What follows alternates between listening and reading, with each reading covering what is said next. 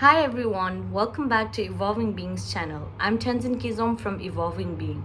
Today in this video, we'll be discussing about Ashoka University Aptitude Test.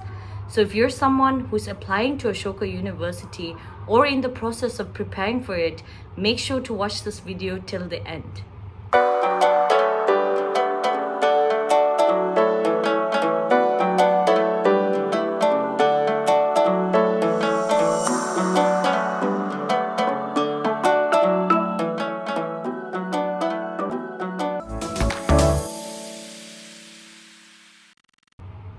In this video, I'll be discussing with you guys few things related to AAT, the format of the test, components of the AAT, few sample questions, and in the end, I'll give you some tricks on how to prepare for it.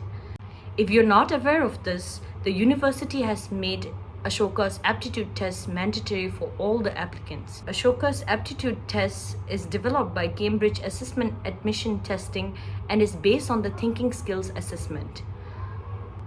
It is a 90 minutes test and there are 40 questions in total. There are two components of AAT.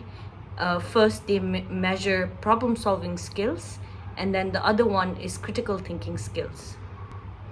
Problem solving skills includes numerical and spatial reasoning. The critical thinking skills part includes understanding arguments and reasoning using everyday language.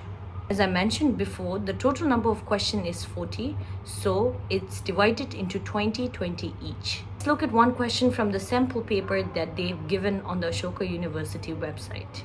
This is an example from the problem solving skills. If you want to know the answer for this question, I've solved this question and explained how the answer came at the end of this video. So please watch this video till the end if you want to see the answer. So this is just one example from the sample questions that they have given. There are other questions that are similar to this that will come in the problem solving skills. Let's try to solve this critical thinking question. Again, if you want to solve this question right now, you can pause this video and solve it on your own. And if you want to know the answer for this question, I've solved this at the end of this video. You will know why the answer I've chosen is the correct one. So watch this video till the end if you want to know more about this. Now, I would like to give you some tricks on how to prepare yourself for the AAT. First, you have to recognize the pattern. By checking sample question paper, make sure to try to understand the pattern and the marking schemes. Second, practice as much questions as you can. And finally, try to make sure to work on your time management skills. A lot of students go to exam and get nervous during the exam and leaves a lot of questions unanswered. So practice as much as possible before giving this test. I'm sharing you here some resources available on the internet. Go to the Ashoka University website to see sample question papers that they've uploaded. Check if needed, take help and guidance from Evolving Being and other resources where you can practice and prepare better for AAT. At Evolving Being, we take small group sessions for effective learning.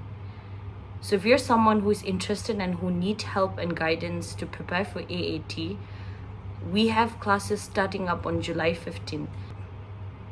The sessions are for 2 months. Every weekends you'll have 1 hour classes each. We divided the session into 2 parts. The first month you'll be preparing for the problem solving skills, and the next month you'll be preparing for the critical thinking skills. If you're interested in joining our sessions, please write to us on this email and make sure to check our website for more information on this. Thank you everyone, and I hope this has been helpful.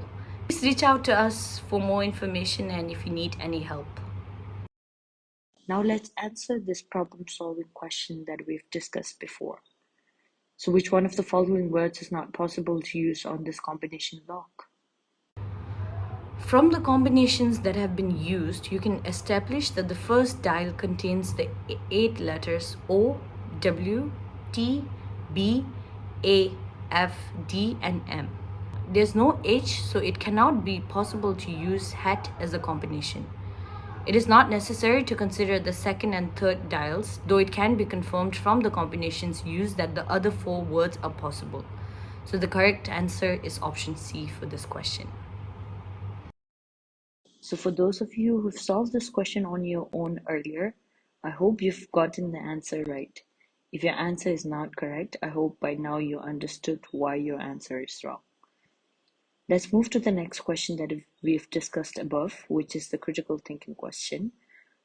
Which one of the following can be drawn as a conclusion from the above passage? A. Rhode Island University is a world leader in medical research. B. After the discovery of protein PFSCA1, the traditional approaches to fight malaria will be abandoned as ineffective. C. The discovery of protein PFSCA1 is likely to help scientists to develop a new way of combating malaria. World leaders should support and fund the research being conducted by Rhode Island University.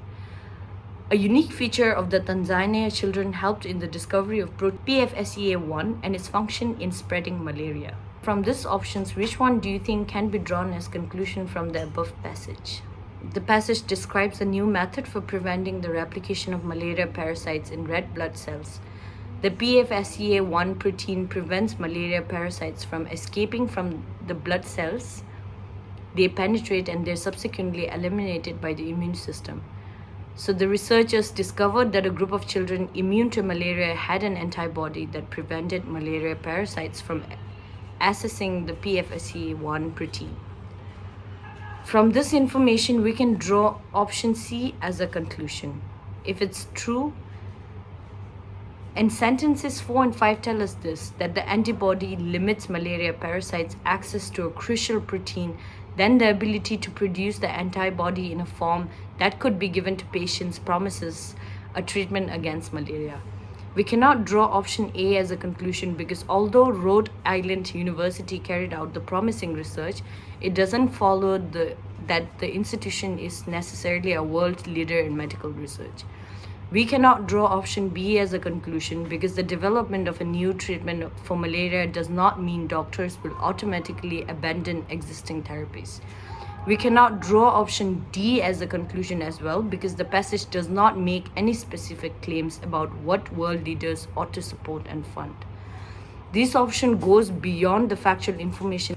We cannot draw option E as well for the conclusion because the passage does not provide further information about whether what was found in the blood cells of the immune Tanzania children was unusual or not.